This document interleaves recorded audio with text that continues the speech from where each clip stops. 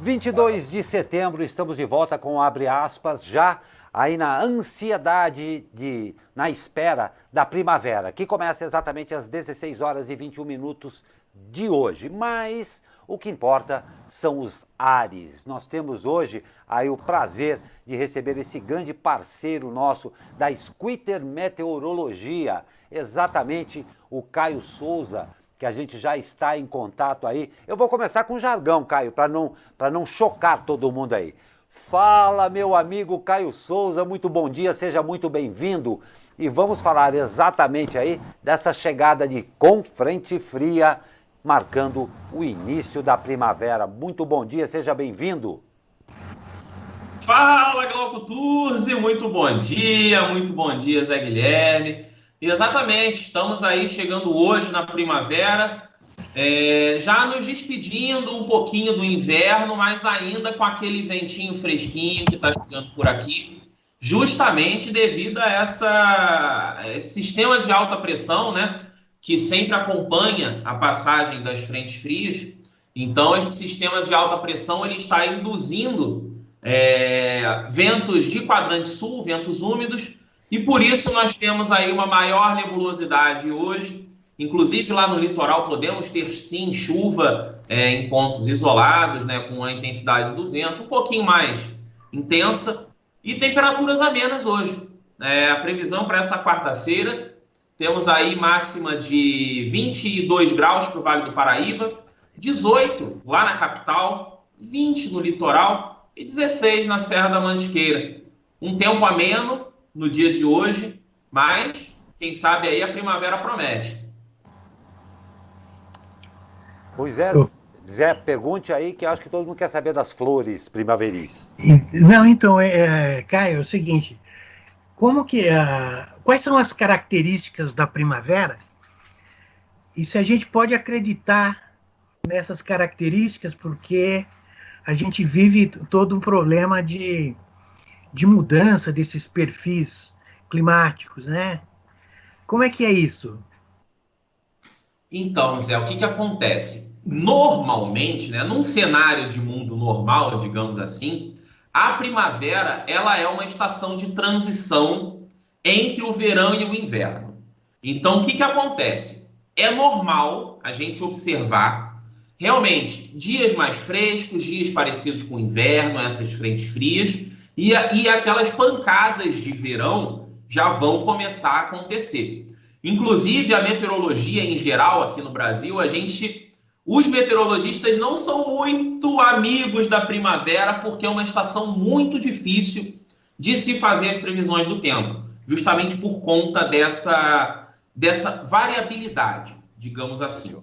E o que acontece? Como a gente está vivendo um período bem complicado de mudanças climáticas, né, de variabilidade climática, a tendência é de que a gente tenha eventos cada vez mais extremos, ou seja, ondas de calor intensas, e quando tivermos chuva, essa chuva também pode vir com uma intensidade, às vezes até um pouco acima do que a gente está acostumado. Então, a tendência é de que a gente varie bastante em extremos ao longo dessa primavera.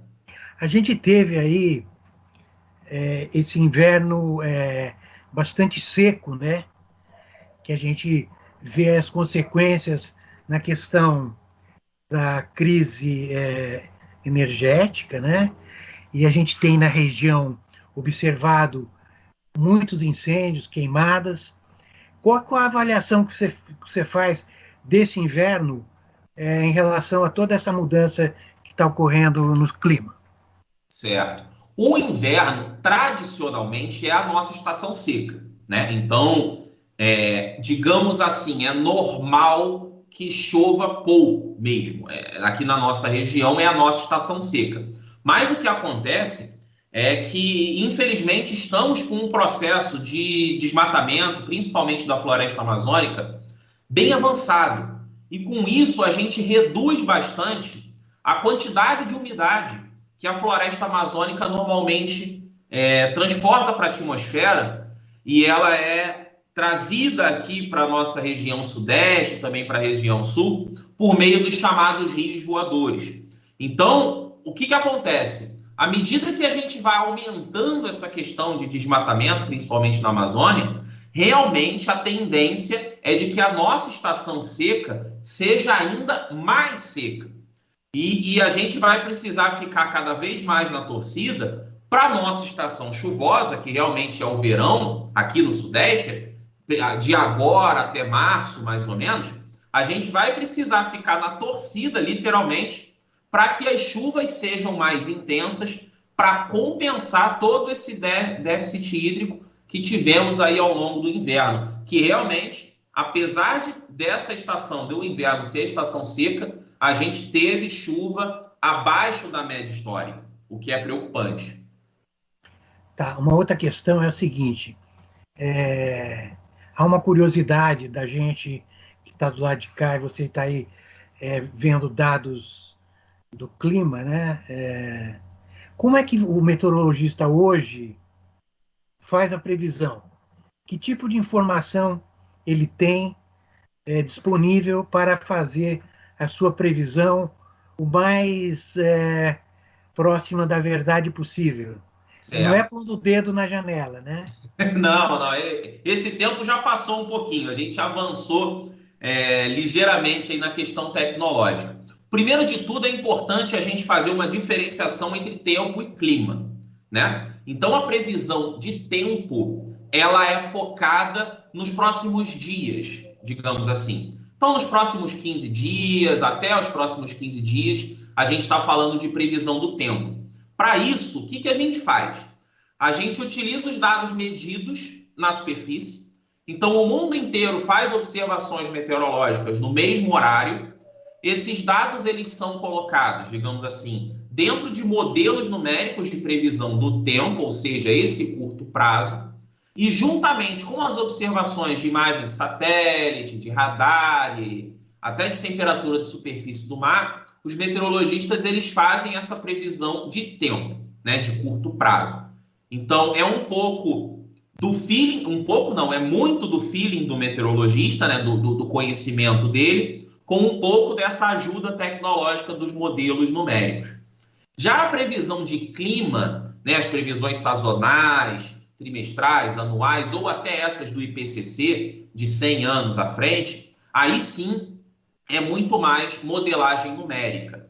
Então, o que acontece? São analisadas as grandes circulações atmosféricas em geral e também, principalmente, a questão de temperatura de superfície do mar. Laninha, El Ninho, principalmente. Então, tudo isso vai entrar nos modelos climáticos de previsão do tempo, juntamente com os gases de efeito estufa, que influenciam bastante, para a gente poder fazer essa tendência climática, digamos assim. Muito bom, Caio. Agradeço a sua participação. Muito obrigado pelas informações. Boa primavera, né? E vamos observar aí as flores, né? É uma boa oportunidade para isso, né? Exatamente. Essa é uma estação muito bonita, né? Essa estação aí de florescência. As pessoas vão aproveitar bastante por aqui. E dizer que as previsões climáticas estão apontando para chuvas dentro da média ao longo dos próximos 3 meses. Então, setembro se inicia o período chuvoso. Então, a gente está esperando aí chuvas próximos dos 100 milímetros aqui na região do Vale do Paraíba para o mês de setembro. Isso vai aumentando gradativamente até outubro, né? Então, vamos aguardar aí que pelo menos a gente fique dentro da média de chuva nos próximos 3 meses para tentar amenizar um pouco a crise hídrica. Obrigado, Caio. Um abraço para você. Muito obrigado. Um abraço a todos. É um prazer. E por hoje ficamos com o tempinho mais frio e esse suposto ar de chuva mesmo, né? Exatamente. Hoje a gente vai ter ainda esse evento esse efeito de ventos úmidos por aqui. Então a gente vai ter essa cobertura de nuvens, esse tempo mais ameno. A partir de amanhã, o sol já começa a dar as caras e lá para sexta-feira estamos esperando o Massarico de volta. Massarico foi muito bom. Caio, sempre um prazer tê-lo aqui no Abre Aspas. Um grande abraço a você e toda a sua equipe aí da Squitter Meteorologia. Muito obrigado. Eu que agradeço. Um grande abraço a todos.